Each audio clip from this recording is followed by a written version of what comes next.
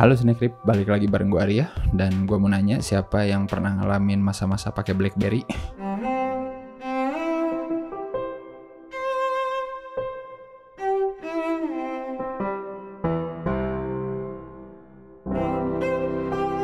Ada yang nemenin gue lah di sini lah, please. Atau kalian bener-bener nggak tahu apa itu BlackBerry? Jadi gue baru aja nonton film berjudul sama BlackBerry ya. Dan kalau kita hidup di zaman itu pasti udah tahu lah ya film ini tentang apa ya. Jadi ini kayak film doku-drama lah ya. Jadi kayak model-model social network atau kayak Air yang kemarin baru tayang juga, atau kayak Tetris, atau kayak The Dropout yang ada di Netflix tuh.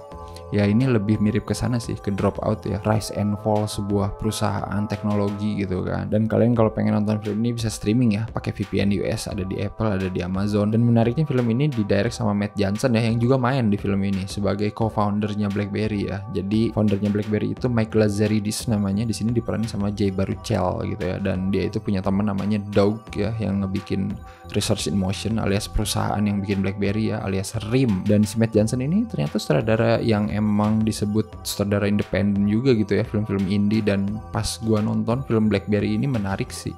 Menarik karena pendekatan yang dia ambil itu seru. Jadi di sini tuh dia nge-highlight periode Research in Motion alias RIM dari tahun 96 pas masih belum bikin BlackBerry sampai tahun 2007 pas BlackBerry mulai kehilangan kejayaannya gitu ya, gara-gara ada apa? Ada iPhone ya, betul sekali ya. Siapa yang ngerasain zaman-zaman pertama iPhone muncul? Dan gue suka gimana si Matt Johnson ini ngebungkus filmnya dengan seru, dalam artian dia bikin pacingnya cepet, soundtracknya bener-bener film-film yang bertemakan teknologi media sosial banget, ngingetin gue malah ke social network ya. Sinematografinya juga menarik gitu ya, ini tuh serasa nonton film-film Jason Bourne gitu kan, tidak statis gitu kan, terus kayak emang follow, terus zoom in, zoom out, close up, tapi kayak goyang-goyang gitu. Itu seru juga sih, itu oke juga gitu. Jadi pendekatannya bikin kita nggak jenuh gitu sebagai penonton. Dan karakternya di sini gitu ya, Mike Lazaridis ini yang emang diliatin emang kayak nerd banget, ngerti cara suatu mesin bekerja gitu, itu kelihatan di sini gitu. Gimana di scene awal pun dia kayak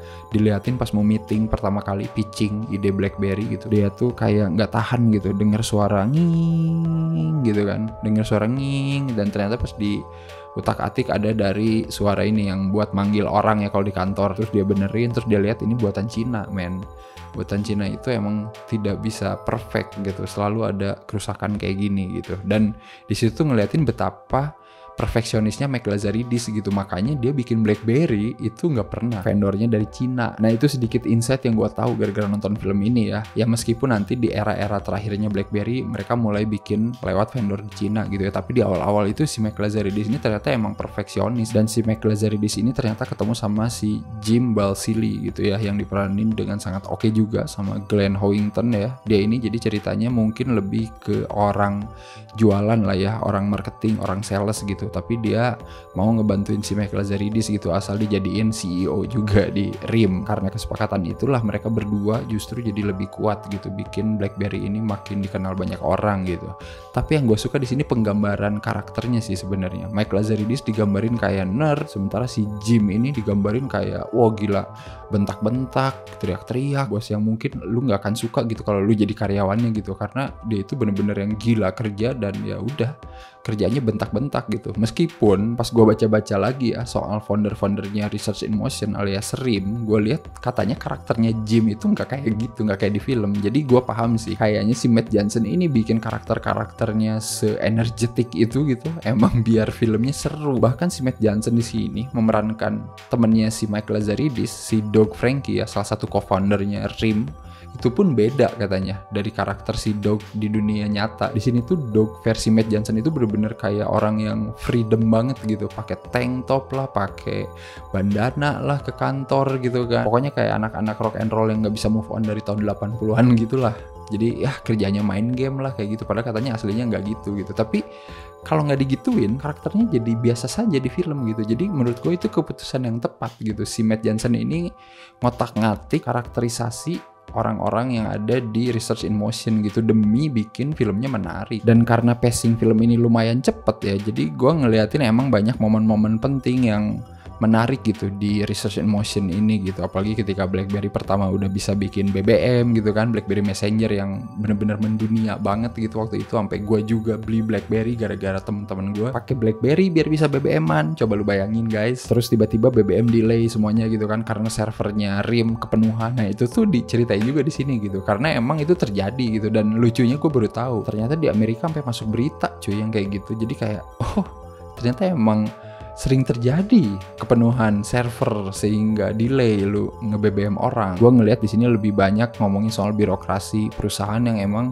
wah ternyata gila ya gitu. Maksudnya gua nggak tahu sih ini nyata atau enggak, tapi emang dulu RIM ini kulturnya itu ternyata se-fun itu gitu. Nah mungkin ini karakter Dog di sini dibikin seliar itu untuk mendukung kultur Research in Motion yang sesantai itu gitu. Tapi ketika udah ada si Jim, perubahan besar-besaran dilakukan gitu, sehingga kayaknya RIM ini kehilangan kultur perusahaannya gitu, yang bikin kayak nggak asik lagi. Dan gue lihat sih emang nggak ada yang salah dan nggak ada yang benar juga gitu ya. Si Jim marah-marah gitu juga momennya emang ya dibutuhkan gitu, karena BlackBerry harus kayak gitu. Kalau nggak ada orang kayak si Jim kan nggak mungkin juga BlackBerry bisa menguasai market sampai 40%. Gila loh, market handphone di Amerika 40% milik BlackBerry dulu pas masa jayanya, anjir. Tapi dari situ juga gue ngelihat gitu kalau si Research in Motion ini ya salah satu faktor kenapa mereka kalah persaingan, karena mereka mulai melupakan inovasi kali ya. Karena di sini kan diliatin semenjak si Jim ekspansi BlackBerry jadi device yang paling banyak dijual itu ya, dia emang fokus gitu bikin gimana nama BlackBerry nilai sahamnya gede dan lain-lain gitu. Tapi sementara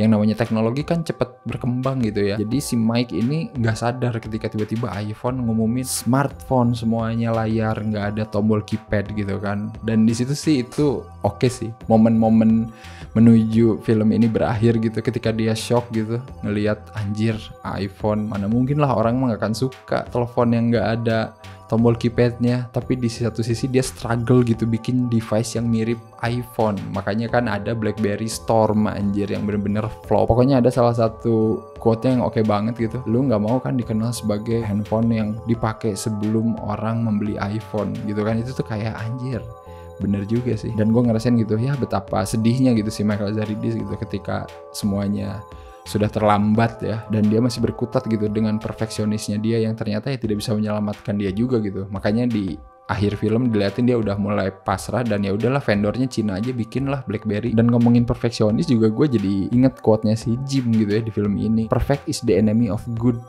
Wah anjir gila. Iya jadi intinya kayaknya lu nggak usah terlalu perfect deh dalam membuat apapun gitu.